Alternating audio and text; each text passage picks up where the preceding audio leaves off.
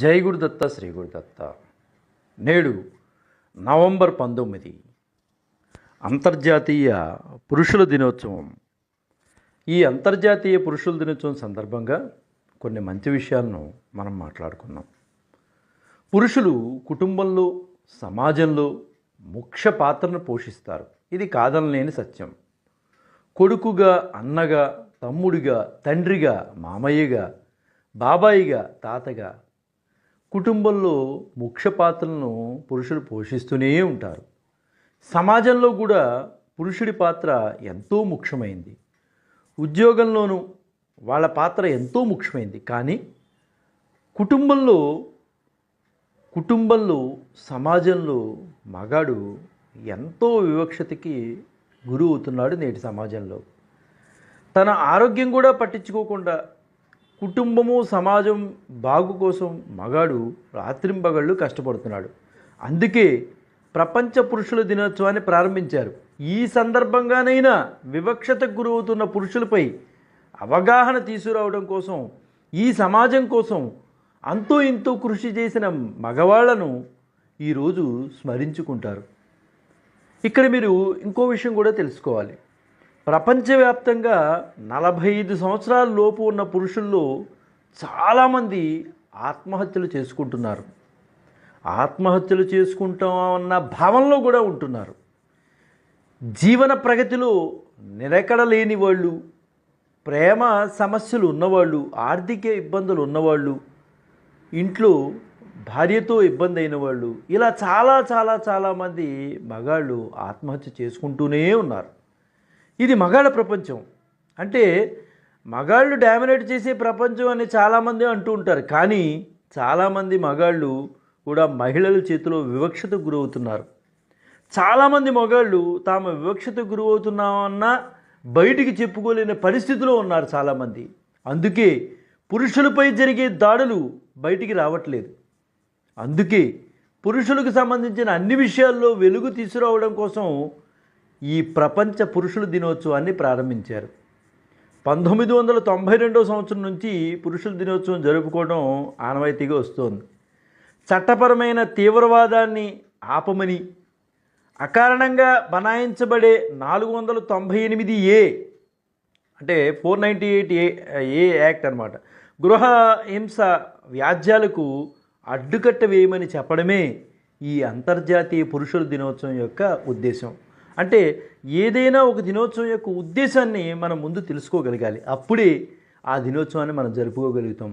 అంతర్జాతీయ పురుషుల దినోత్సవం యొక్క మనం చరిత్రని తెలుసుకున్నట్లయితే పురుషుల సమస్యలను ప్రత్యేకించి పరిగణించడమే కాక స్ఫూర్తినిచ్చే ఆదర్శ పురుషులపై దృష్టిని కేంద్రీకరించడం, ప్రస్తుత సాంఘిక దృక్పథంలో పురుషుణ్ణి దురుసుగా ప్రవర్తించే ప్రతిబింబాలుగా చూపించడం జరుగుతుంది. దీన్ని మార్చవలసిన అవసరం ఎంతైనా ఉంది.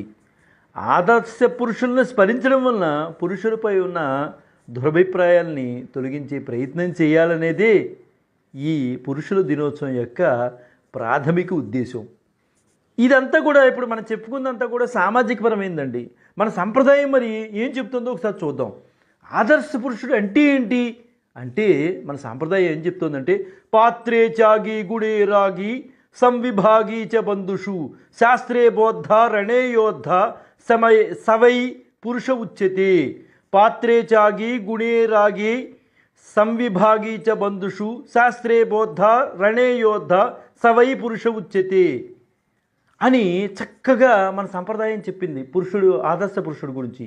అంటే ఇందులో పాత్రే త్యాగి అంటే ఒక పదవికి తనకన్నా పాత్రత అంటే అర్హత ఉన్నవాడు ఎదురైనప్పుడు వెంటనే ఎలాంటి పదవి వ్యామోహం లేకుండా అటువంటి పదవి నుంచి తప్పుకొని ఆ సమర్థుడికి ఆ పదవి అప్పచెప్పడం, అదే పాత్రే త్యాగి అంటారు.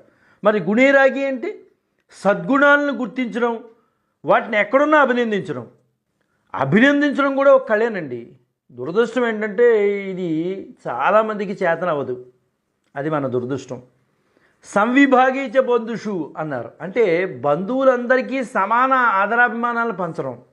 శాస్త్రే బోద్ధ అంటే అనంతమైన శాస్త్ర జ్ఞానాన్ని అవపోసన పట్టడం లేదా ఎప్పుడూ అధ్యయనం చేసేవాడు. రణే యోద్ధ అంటే రణంలో తనను మించిన యోధుడు లేనట్లుగా పోరాటం చేయడం, ఇలాంటి గుణాలు ఎవరికి ఉంటాయో వారినే సవై పురుష ఉచ్యతే, అంటే అతడే పురుషుడు అని అన్నారు. అంటే ఈ సత్పురుష లక్షణాలను ఇలా ఉన్నట్లయితేనే వాళ్ళు పురుషులుగా పిలుస్తారు. మరి ఇలాంటి గుణాలన్నీ ఒకరిలో ఉంటాయా అని మనకు అనుమానం రావచ్చు. ఖచ్చితంగా ఉంటాయి. మన పురాణాలు చాలా ఉదాహరణలు చెప్తున్నాయి. అందరికీ తెలిసింది ఒకటి ఇక్కడ నేను ప్రస్తావిస్తాను, శ్రీరామచంద్రుడు. ఖచ్చితంగా ఆదర్శ పురుషుడు అంటే శ్రీరామచంద్రుడు. ఇప్పుడు నేను చెప్పిన లక్షణాలన్నీ కూడా శ్రీరామచంద్రుడిలో ఉన్నాయి. అందుకనే నేటి మన ఆదర్శ పురుషుడు శ్రీరామచంద్రుడు. రాముడు లంకని జయించిన తర్వాత విభీషణుడు తనకన్నా పాత్రులని లంకా రాజ్యాన్ని తృణప్రాయంగా వదిలేశాడు. రావణుడు శత్రువైన అతని బ్రహ్మ తేజస్సుకు శివభక్తిని చూసి రాముడు మురిసిపోయాడు, పొగిడాడు కూడా. ఇది చాలా స్పష్టంగా గోన బుద్ధారెడ్డి గారు రాసినటువంటి రంగనాథ రామాయణంలో మనకి రావణ బ్రహ్మ రావణ్ణి పొగుడుతున్నటువంటి పద్యం మనకు కనిపిస్తుంది. ప్రజలందరికీ ప్రీతిపాత్రుడయ్యాడు శ్రీరామచంద్రుడు. శాస్త్రంలో యుద్ధంలో శ్రీరాముని గెలవగలిగేవారు ఎవరూ లేరు. అందుకే నేటి మన ఆదర్శ పురుషుడిగా మనం ఈ రోజుకి కూడా చెప్పుకోగలుగుతున్నామంటే ఈ లక్షణాలు ఉన్నాయనే కదా. కాబట్టి శ్రీరామచంద్రుడు నేటి మన ఆదర్శ పురుషుడు. అయితే ఆదర్శం అంటూ ఉంటాం. సంస్కృతంలో ఆదర్శం అంటే అర్థం అని అర్థం. దేని సాయంతో నిన్ను నువ్వు సరిదిద్దుకోగలవు అదే అర్థం, అదే ఆదర్శం. ప్రపంచం మొత్తానికి భౌతికమైన అర్థం మాత్రమే తెలుసు. అర్థంలో చూసుకుని సరిదిద్దుకునే భౌతిక శరీరానికి విలువడం మాత్రమే తెలుసు. భారతీయులకు అర్థంతో పాటు ఆదర్శం కూడా తెలుసు. భౌతిక సౌందర్యంతో పాటు మానసిక సౌందర్యమైన ధర్మానికి విలువడము కూడా తెలుసు. అందుకే జనుల గుండెల్లో శ్రీరాముడిని ఆదర్శంగా నిలిపిన గుణాలు ఉన్నాయి. కాబట్టి ఈనాటికి కూడా మనం ఆదర్శ పురుషుడిగా మనం చెప్పుకుంటున్నాం. రావణాసురుడు శ్రీరాముడు ఎదురైన సందర్భంలో శరసంధానం కూడా మర్చిపోయి ఆయన అందాన్ని ఆనందంగా చూస్తూ ఉండిపోయాడట.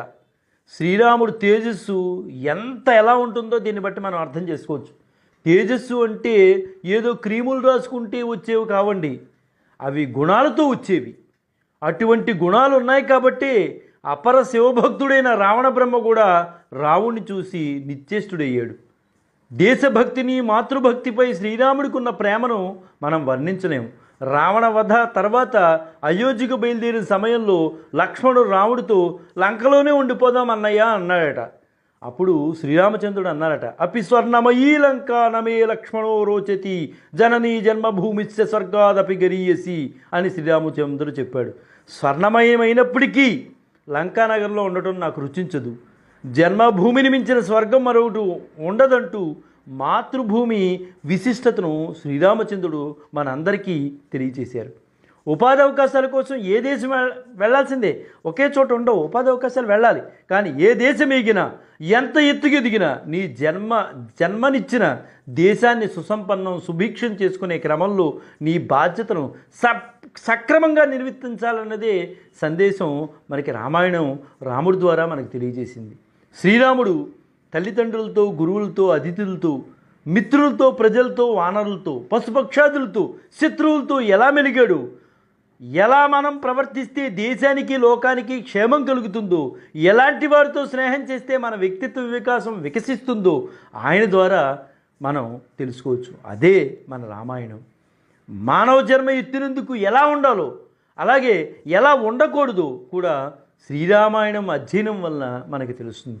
అందుకే మనం హైందవ సాంప్రదాయంలో రామాయణాన్ని చదవండి అనేది అంటారు, లేదా వినండి, చదువు రాకపోతే వినండి, రామాయణాన్ని తెలుసుకోండి. మనం ఎలా ఉండాలనేది మనకి తెలుస్తుంది, ఎలా ఉండకూడదు అనేది కూడా రామాయణం నుంచి మనకు తెలుస్తుంది. బాలల దినోత్సవం, మహిళల దినోత్సవాలు ఈ భారతదేశంలో పురుషుల జరుగుతూనే ఉన్నాయి. కానీ పురుషుల దినోత్సవంకి అంత ప్రాముఖ్యత లేదు. ఎందుకంటే దీన్ని జరుపుకోవడానికి చాలామంది ఈ పురుషులే ఇష్టపడట్లా. మెన్స్ డే ఏమిటి, పురుషుల దినోత్సవం ఏంటి అని నవ్వేస్తున్నారు. పురుషాహంకారం అంటే నిజంగా ఇదేనేమో అని అనిపిస్తోంది. ఇండియాలో ఒక్కసారి మీరు పరిశీలిస్తే ఇండియాలో సగటున ప్రతి 4 నిమిషాలకే ఆత్మహత్య జరుగుతోందని, అది నేను చెప్పడం కాదు, గణాంకాలు చెప్తున్నాయి.